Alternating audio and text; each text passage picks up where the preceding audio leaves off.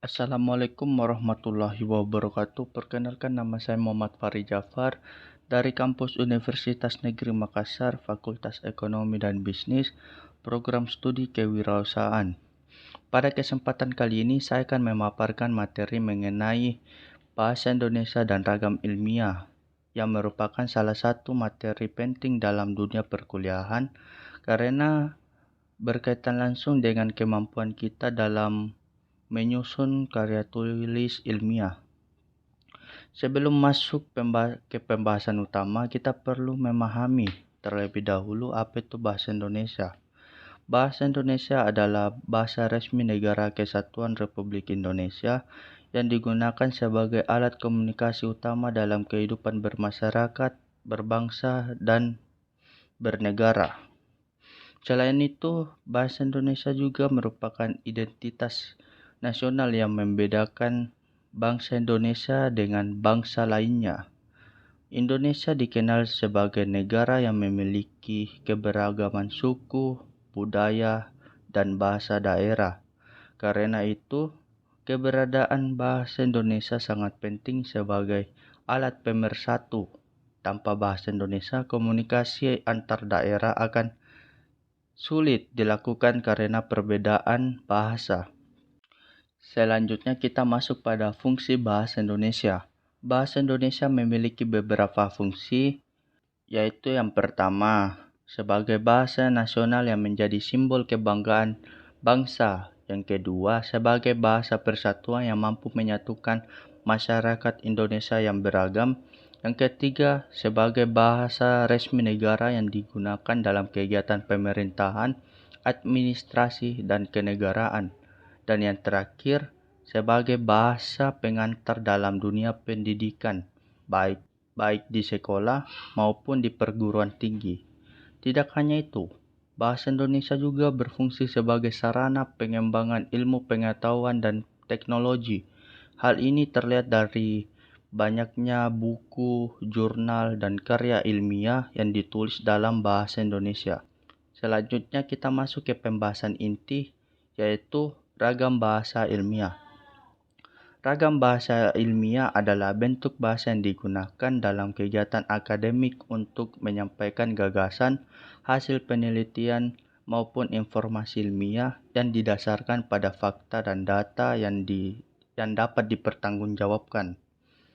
Ragam ilmiah biasanya digunakan dalam berbagai bentuk karya tulis seperti makalah, laporan penelitian, artikel ilmiah, dan skripsi.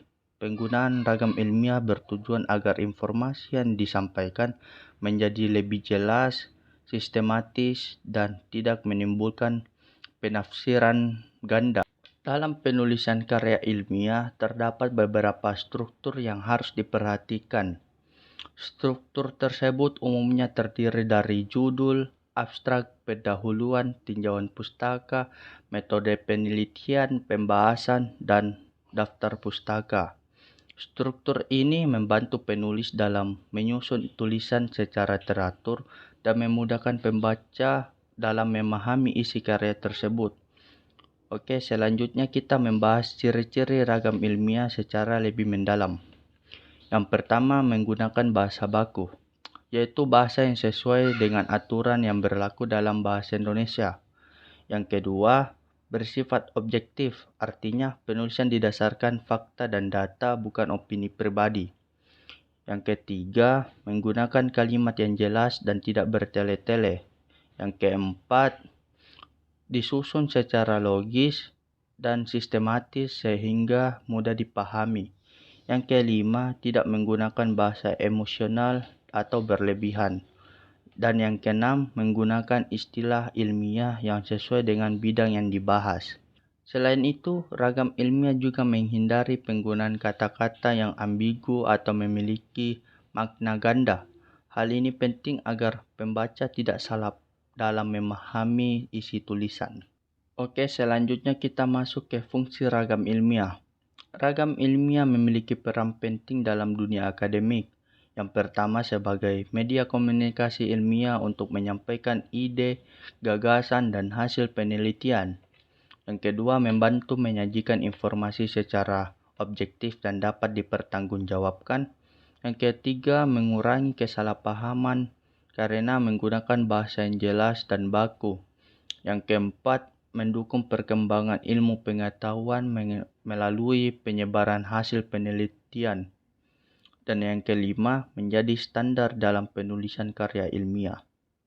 Kemudian kita membahas peran dari PUEBI dan KBBI. PUEBI atau Pedoman Umum Ejaan Bahasa Indonesia berfungsi sebagai pedoman dalam penulisan ejaan yang benar, seperti penggunaan huruf kapital, tanda baca, dan penulisan kata. Sedangkan KBBI atau Kamus Besar Bahasa Indonesia berfungsi sebagai acuan dalam menentukan arti kata-kata serta memastikan penggunaan kata yang baku. Dalam penulisan karya ilmiah, penggunaan PUEBI dan KBBI sangat penting agar tulisan yang dihasilkan sesuai dengan kaidah bahasa yang benar, sehingga terlihat lebih profesional dan mudah dipahami. Selanjutnya kita membahas manfaat ragam ilmiah bagi mahasiswa. Penguasaan ragam ilmiah sangat penting bagi mahasiswa karena hampir semua tugas perkuliahan berbentuk karya tulis. Dengan memahami ragam ilmiah, mahasiswa dapat menyusun makalah, laporan, dan skripsi dengan baik dan benar. Selain itu, ragam ilmiah juga melatih mahasiswa untuk berpikir secara kritis, logis, dan sistematis. Mahasiswa akan terbiasa menyusun argumen berdasarkan data dan fakta, bukan sekedar pendapat pribadi. Hal ini sangat penting dalam kegiatan diskusi, presentasi, maupun penelitian. Lebih lanjut, kemampuan menggunakan ragam ilmiah juga menjadi bekal penting dalam dunia kerja, terutama bagi profesi yang berkaitan dengan penulisan laporan, penelitian, dan analisis data. Sebagai tambahannya, penting bagi kita untuk membiasakan diri menggunakan bahasa yang baik dan benar dalam kehidupan sehari-hari, terutama dalam konteks akademik. Hal ini akan membantu meningkatkan kualitas komunikasi kita baik secara lisan maupun tulisan. Oke, sebagai kesimpulan pada materi kali ini, bahasa Indonesia memiliki peran penting. Bahasa Indonesia memiliki peran yang sangat penting sebagai bahasa resmi dan bahasa persatuan bangsa. Dalam dunia akademik, bahasa Indonesia digunakan dalam bentuk ragam ilmiah yang memiliki ciri khas formal, objektif, logis, dan sistematis. Penguasaan ragam ilmiah sangat penting bagi mahasiswa untuk menunjang keberhasilan dalam perkuliahan dan mempersiapkan diri menghadapi dunia kerja. Demikian penjelasan yang saya dapat sampaikan. Apabila terdapat kekurangan, mohon dimaafkan. Wassalamualaikum warahmatullahi wabarakatuh. Sekian.